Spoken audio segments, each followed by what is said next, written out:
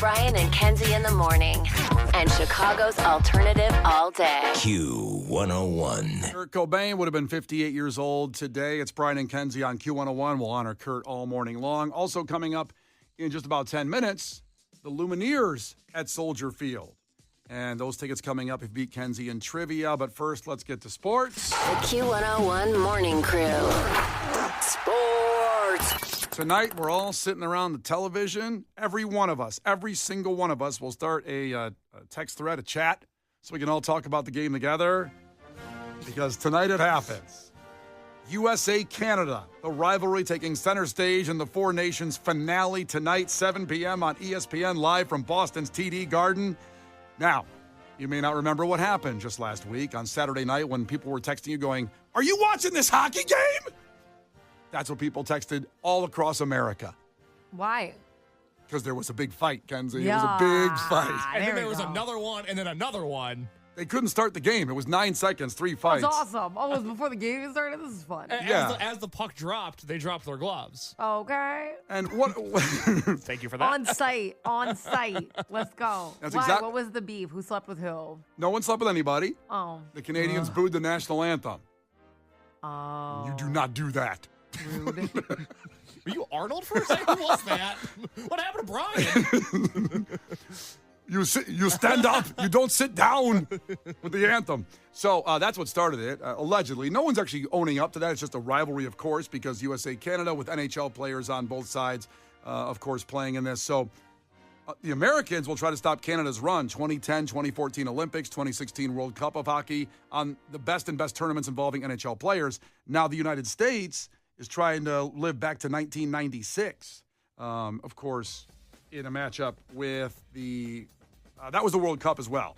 So their success in the 1996 World Cup against Canada. Kenzie, just to remind you, to get you all fired up for tonight, this was the puck drop of that game on Saturday night. This was it. Okay? Brothers are on the ice, flanking Jack Eichel and John Cooper. Look out!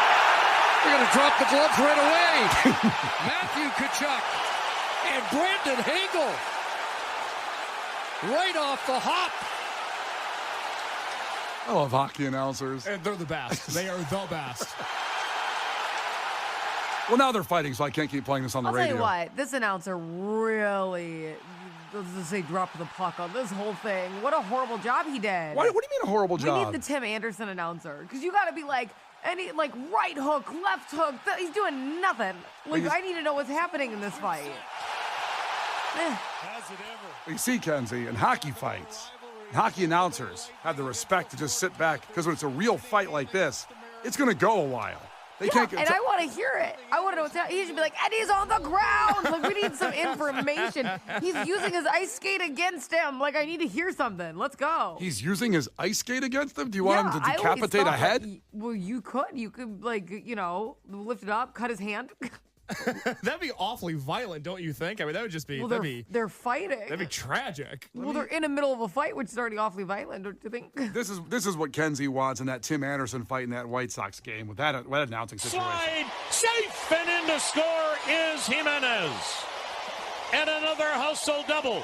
Right over the bag at first. Now Hosey and Anderson square off. They're fighting.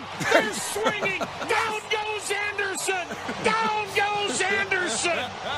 Fantastic. Chef's kiss. I know exactly what happened. This guy's like, oh. I understand your point. The fight lasted just 2 seconds. That's the problem. Down goes Anderson. Not really a fight, more like a beatdown. Down goes Anderson. Tell you what, though, he would have stuck it out. If that fight lasted 15 minutes, we would have gotten an entire play-by-play. He did his job. I will say, hockey fights a bit longer in the situation. I think the announcer would be going like, an uppercut. He's grabbing his sweater off. I'll tell you what. I would have allowed him the winded opportunity. I'd be like, okay, he really... But you got to just get there. You can't give up before you're even winded. Well, let's see what happens tonight. I think it's going to be epic. It's going to be one of the highest-rated hockey games in history. Woo. As this game was as far as non-Stanley Cup final ratings, but it certainly beat some Stanley Cup games in the ratings on Saturday night. Even the non-U.S. games, like Sweden versus Finland, cleaned up in the TV ratings, which I would not have predicted ahead of time. Really? But it really, no, people are really into this. Brian, are you, because you and I are both fond of 2014 Twitter, where we would all live tweet what we're watching. Can we expect on the Q101 Facebook page tonight a stream of consciousness live posting of the U.S.-Canada game? Used to loved it. Live tweeting like the Grammys, live tweeting, of course, the Super Bowl, which I did this year for the first time in a long time. It felt ridiculous, didn't it? I felt like an idiot. I literally texted. And you looked like one, too. You go back and read the thread. It was very accurate, funny commentary on what was going on in the Super Bowl. It was hilarious. Go back to my Twitter, at Brian J. Haddad, and take a look at it. No, I logged on, and I was like, what is he doing? Talking to himself? That's the thing. People used to do that, and it was a great thing. We were all watching TV together on Twitter, and now Twitter's got a lot of just weird stuff on it. It's really just porn. Porn and violence. War. Yeah. You know when you like go to a thread and you're like, oh, I want to see the comments on this, you know? So you start scrolling and it's like, oh, it's just people being like, you should see me naked. I'm like, what? None of this is commentary on the funny post. Like, sometimes I'm like, maybe I didn't click on the post. And I go back and I'm like, nope, I was on the post. Okay, great. Yeah, it's too bad. Twitter used to be fun. So to your point, Case, I will be live tweeting the game tonight. If you want to make sure a follow on there and enjoy the ride, friends. Let's all watch it together. ESPN tonight at 7 o'clock. Other news in sports, the Bears season ticket holders will see an average price increase of 10%. That's right, I said an increase of 10% on the 2025 ticket packages the president and CEO Kevin Warren announced. Now, if you remember, last year they raised them, I think, 8%. They did. For the season ticket holders. Now, the president broke this news, not the president of the country, but the president of the Bears, broke this news yesterday to season ticket holders, attributing the increase to, quote, market dynamics, industry trends, and a strong home schedule. I don't know what the first two are. What a bunch of gobbledygook that is. Oh, my God. I don't know what market dynamics have to do with taking a couple $1,000 more out of my pocket. But I looked at the home schedule. So we don't have the actual game schedule, but we have the opponents. He says a strong home schedule. Besides the strong division, the Lions, Packers, and Vikings, of course, the Cowboys, the Giants, the Browns, the Steelers, and the Saints. Oh. That is hot garbage. That sounds awful. Those are the worst games you could have picked if you were trying to pick bad games. That's why they're going up 10%? Well, you have to think about the market dynamics of play. I guess the industry trends say garbage games should cost more. What? They're like, no, but once you watch the games, they're going to be good. Just you wait. I'll make the argument that the away games are better. What do they got? The Super Bowl champion Eagles. They're playing them. The Commanders, who almost made it to the Super Bowl. The Ravens, who almost made it to the Super Bowl. The Bengals, who almost made it to the Super Bowl. The 49ers, who almost made it to the Super Bowl. And the Raiders who didn't do that. Maybe their thoughts are they'll lose against all them, so they wouldn't be as good of games. You're certainly finding some angles here, Kenzie. They're like, no, but these will be fun because you'll like win. Could be. Brian and Kenzie in the morning. And Chicago's alternative all day. Q101. Brian and Kenzie on Q101. Call now, 312-591-8300. Get on the phones to compete in Clash with Kenzie. And that will be for tickets for the Lumineers at Soldier Field, Saturday, August 30th.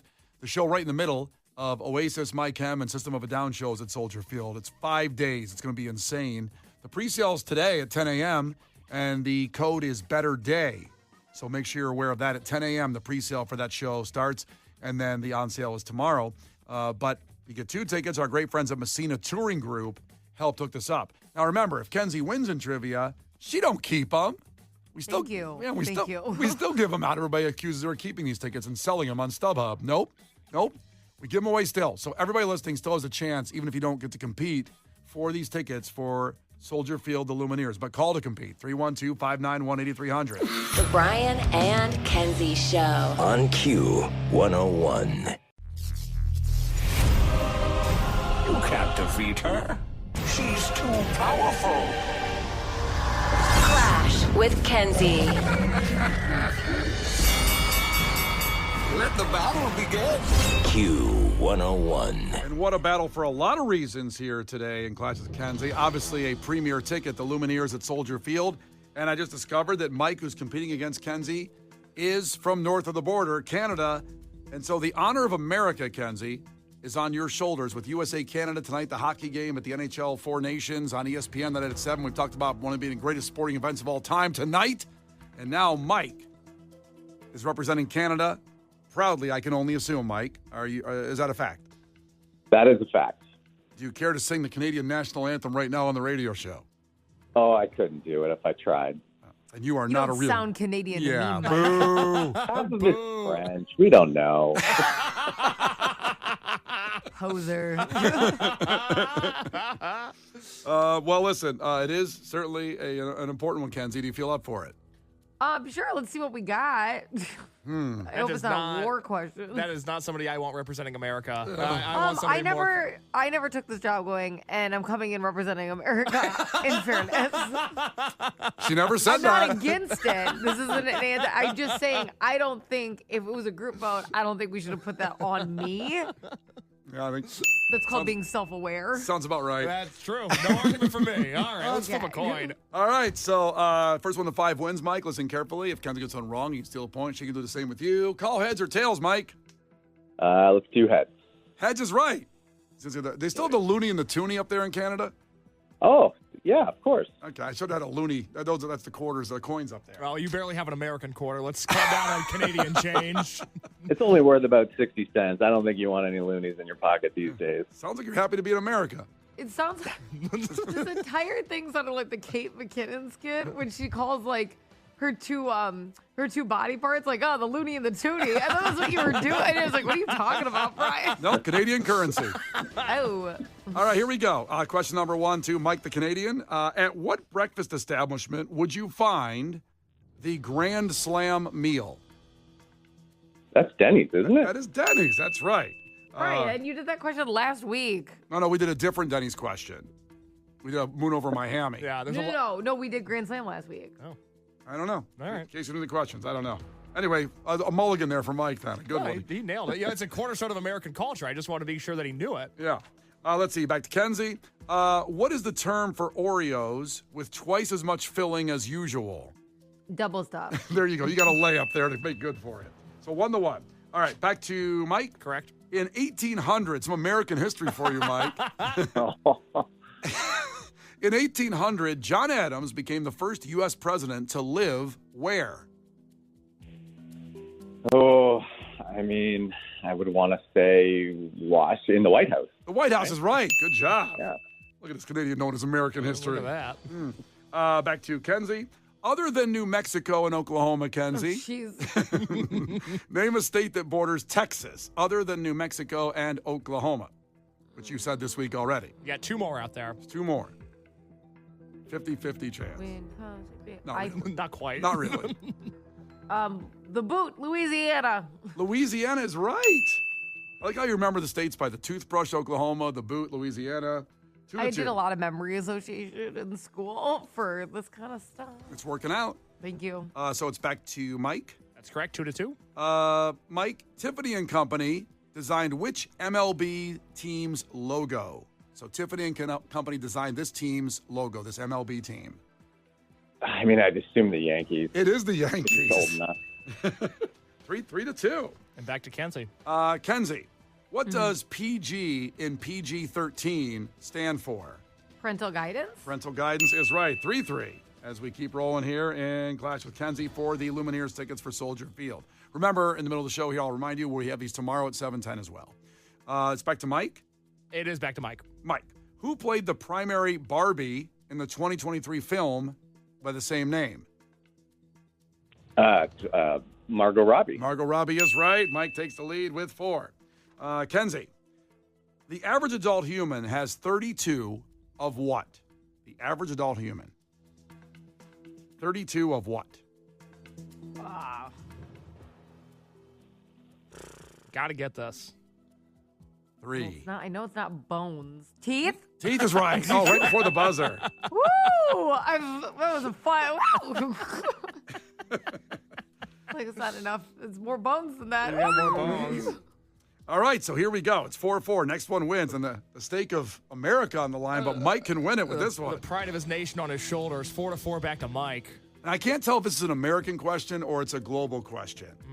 So, Mike, here you go. What snack shares its name with the famous cartoon strip by Charles M. Schultz? Oh, that's peanuts. Oh, peanuts! Oh, boy, Canada wins. Disappointing. Now, Mike, did you guys have the peanuts growing up there in Canada? Oh, yeah, we have peanuts. Charlie Brown. Oh, okay. Just checking. Oh, no, he meant peanuts. Do you eat peanuts? Yeah, do you have peanuts? Almonds, pistachios. Oh, no, they're too expensive to import. We legal stuff. Go Target for those. Well, all right, congratulations. I want to see you waving the Canadian flag at Soldier Field at the Lumineers show on Saturday, August 30th, Mike. Hey, thanks, eh? All right, congratulations. Thanks for listening, buddy. Hang on, Case will get your information. Again, we'll have more tickets tomorrow. 7:10, we get you on the phones for the Lumineers at Soldier Field. The Brian and Kenzie Show. On Q101. Brian and Kenzie on Q101. Coming up here in 10 minutes, we have a DM from one of our crew members. This is insane. Something that happened on a first date. Actually, I should say a second date. So they had a first date, and then what they found out on the second date that the guy did, and I've never heard this ever happening before, or what it should mean. And that's going to be your time to come in and chime in about if this has ever happened to you. Finding out what a guy did after on the second date that is shocking. That is, I don't want to. Is she okay? Is she safe? Yeah, she's okay. I don't want to. Okay. I'm not going that route where he did anything violent. In fact, in a way, it's endearing. Oh, really? But you be the judge on it's a red flag, a green flag, a run. Don't do a third date. We'll talk about this in 10 minutes from a crew member that DM'd this in based on what she found out he did on the second date. Okay, and it's nothing violent, nothing dangerous that way. Everybody's okay. Yeah, if I was over teasing, I apologize if it got too dark there. Speaking of dark, Anyways, guess who got murdered? well, it is a movie with a lot of murders in it from a robot, and that is The Terminator, and Case is watching this tomorrow at 8 o'clock. Because for months I've just heard about his fears, and most of this is after the show when we're just chopping it up about how AI, we're all done, we might as well not come to work anymore, it's all stupid. Well, it not only affects our jobs, it affects the world. I'm very concerned about it. Concerned about his fellow man for a change, Case is. I'm always worried about the fellow man. That's my whole thing. So he's He's going to worried watch, about one man. It's him. It could also affect his job. and it might affect other people, collateral damage, if you will. A lot of it. So he's been just infatuated, obsessed with AI. And so I said, well, you got to watch The Terminator. So he's never seen that. 8 o'clock tomorrow on the show, he watches The Terminator, reviews it for you. So he sent me these headlines to verify his fear of artificial intelligence that we all should have. What we do every night is we all go home and compile a list of things we want to talk about the next day. And I sent Brian this list last night. These are AI topics I've submitted to the show just in the last week that I think we should have talked about to warn my fellow man. We've glossed over these. They haven't made the show. But just to get a glimpse into what my headspace is like right now, here's what I've been thinking about. So one of the headlines this week was Workday debuts AI agents with CEO saying, quote, they'll peacefully coexist with humans rather than replace them. I don't think they will. Well, that was a good one. No, I don't think so. How was that scary? It's like because fantastic. I don't think robots are going to be super into the coexist bumper stickers that you see sometimes. We don't have AI as one of the Well, I don't even slots on understand what those mean, personally. it's I'm like, all there's like the- a moon on there. I'm like, I don't know what's going on. Kenzie, it's all the religious artifacts. It's saying that all religion should coexist peacefully. Oh, I didn't know what they meant. I'm like, yeah, but here we are. We're doing it. We're coexisting. See, like, I thought it was just like in general. Wow. I'm like, see ya. Also, when a CEO says they will coexist any form with humans when it's a robot, the robot's going to tell the CEO, psst, we don't need the humans. So that's a terrifying headline. Another one, a survey. Over 70% of students in America use AI chatbots for schoolwork. I don't know if Tristan's already on this bandwagon, Kenzie, if you can find out. No, he's not doing that yet. I feel like that happens more with like papers and research. So I would say like junior high and high school, college, they're all seeing this. They're actually having a lot of issues because they like, you know how teachers used to scan to see like if your paper was plagiarized. like copyright? Yeah. Yeah, like or whatever. Yeah. So they're having issues because if it's over 50% AI when they scan it, they're like docking you. You're not allowed to do that.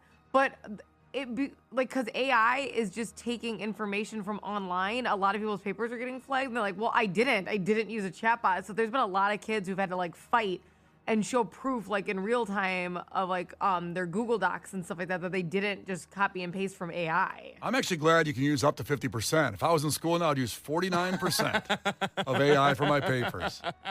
So there's other things that are kind of disturbing out there that leads to Case watching The Terminator this week and AI. So another headline this week. Couples are using AI to fight and win arguments. ChatGPT says you're insecure.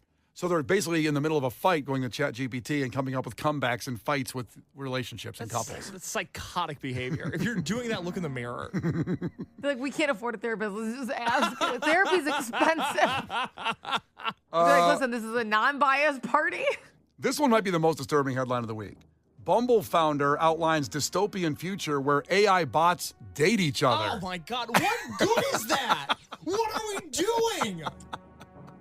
I just think that, like, because we probably will get to the point where the AI bots want a little bit of a life, and so they'll date each other. They don't need a life. My number one concern is people dating AI. I'm okay with AI dating each other.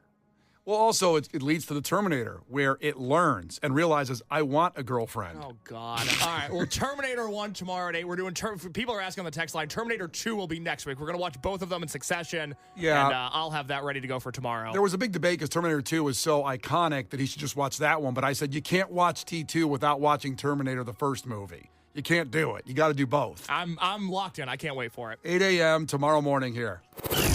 Brian and Kenzie in the morning. And Chicago's alternative all day. Q101.